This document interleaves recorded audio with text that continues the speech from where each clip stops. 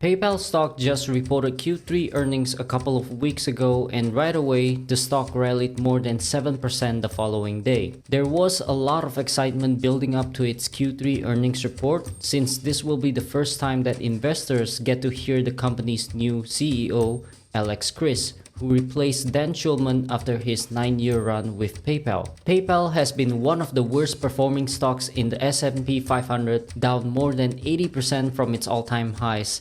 And the question is, can Alex Chriss turn this company around? Well, that's what I'll be discussing in today's video. I'll be talking about PayPal's Q3 earnings results, new management, as well as whether PayPal is a good buy at current levels. As usual, you can find the link to my article in the description box below, and with that out of the way, let's jump straight into PayPal's Q3 results. Starting with growth, total payment volume or TPV was $388 billion in Q3, up 15% year over year, which is the third consecutive quarter where TPV growth accelerated, as you can see right here. This was mainly driven by strong growth in unbranded processing, which includes Braintree and PayPal Complete Payments. In Q3, unbranded processing volume grew 32% year over year, which is an acceleration from 28% in Q2 and 30% in Q1. On the other hand, branded checkout like the PayPal button and Venmo is not doing so well,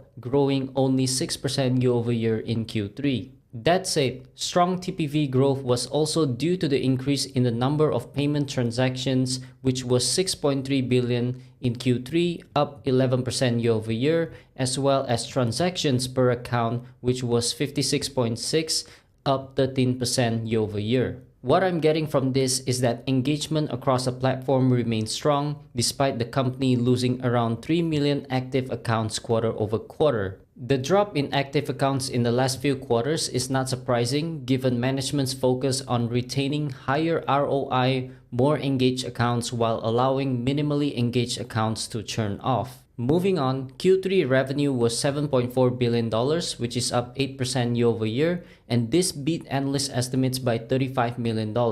And as you can see, growth seems to be stabilizing in the high single digits, which is a slowdown from what we used to see, but the important thing is that the company is still growing. That narrative of PayPal losing to competition or PayPal is a dying brand is just not true, since the company is still growing, as you can see right here. On the other hand, revenue continues to grow more slowly than TPV, almost half of the growth of TPV in fact. That's because PayPal's take rate or revenue divided by TPV continues to decline, as you can see right here, which is concerning as it reflects PayPal's decreasing pricing power. Regardless, it's encouraging to see that PayPal's TPV growth continue to re-accelerate in a highly competitive payments industry, and it's clear as day that merchants trust the PayPal brand. The issue remains with declining take rates, which is not surprising given rumors of PayPal slashing prices to gain even more market share. But PayPal needs to be careful with price undercutting, as that could lead to the commoditization of payment processing services. Fortunately, PayPal's new CEO Alex Chriss seems to oppose low pricing.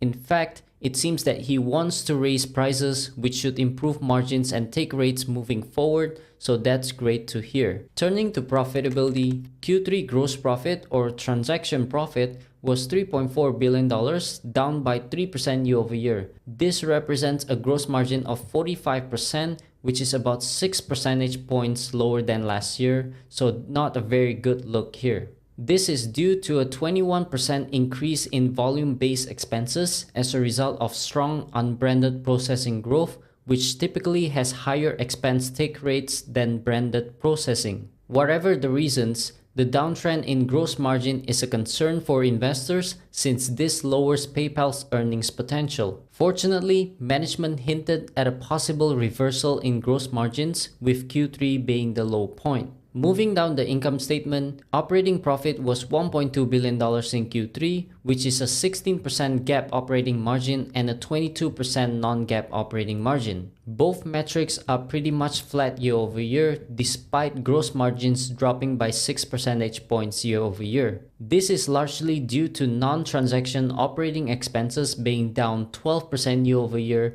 as PayPal continues to drive operating leverage from cost and productivity initiatives. And this is reflected in the bottom line as well, with Q3 non-GAAP EPS growing 20% year over year to $1.30, which happens to be an all-time high for the company. This also turned out better than analyst estimates and management's midpoint guidance by 7 cents. Moving forward, I expect this metric to improve as PayPal continues to grow, cut costs, and buy back shares. All in all, the fundamentals of the business remain solid. Earnings per share continues to grow at double digits. However, this is solely because of cost-cutting initiatives. What PayPal needs to do moving forward is to improve gross margins because there's a limit to how much operating expenses that the company can cut. And by improving gross margins, PayPal can sustain double-digit earnings per share growth, which is what shareholders love to see. Turning to the balance sheet, PayPal has $11.5 billion of cash and short-term investments with $11.2 billion of total debt, putting its net cash position at about $0.3 billion. And as you can see, net cash finally turned positive in Q3 after 7 consecutive quarters of negative net cash, so that's really good to see. In Q3, PayPal generated $1.1 billion of free cash flow, which is a 15% free cash flow margin. As a reminder, PayPal signed an agreement with KKR to sell up to 40 billion euros of buy now pay later loan receivables originated by PayPal. These loans were classified as held for sale, which negatively impacted PayPal's free cash flow, thus the negative free cash flow that you can see here in Q2. In Q3, free cash flow included a negative impact of $0.8 billion from the buy now pay later loans originated as held for sale. So without this impact, free cash flow would have been $1.9 billion.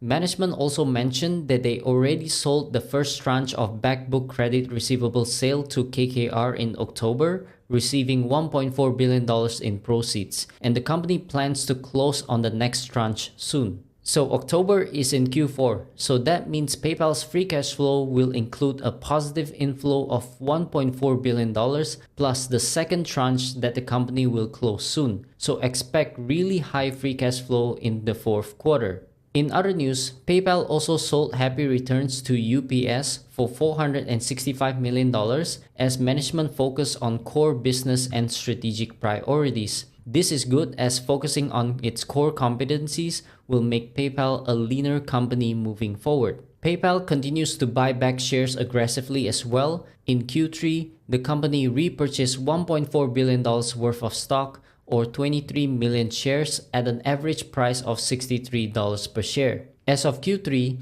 PayPal has $11.5 billion left available for future repurchases, and with healthy free cash flow and cash proceeds from divestitures, I expect PayPal to allocate even more capital for share buybacks, especially with its current share price of $58 as of this video. I think it's an excellent use of capital at these prices, which should reduce shares outstanding even more, thus leading to robust earnings per share growth. Turning to the company's outlook, management guided for Q4 revenue to grow 6 to 7%, which is a slowdown from Q3's growth of 8%. This is due to branded checkout growth being lower than expected heading into Q4.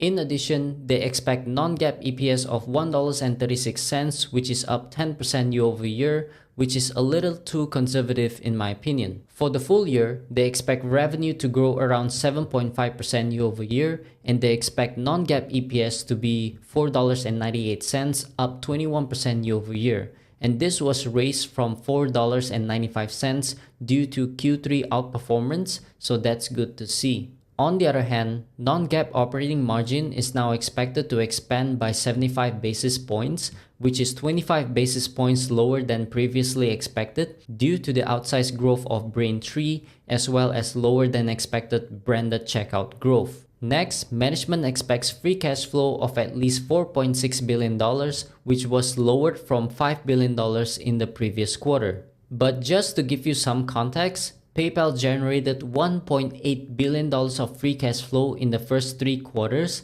which means that if we take $4.6 billion minus $1.8 billion, we get at least $2.8 billion of free cash flow in Q4, which is huge. And with that much free cash flow, PayPal will likely buy back a lot of shares in Q4. So for the full year, they guided for share repurchases of $5 billion.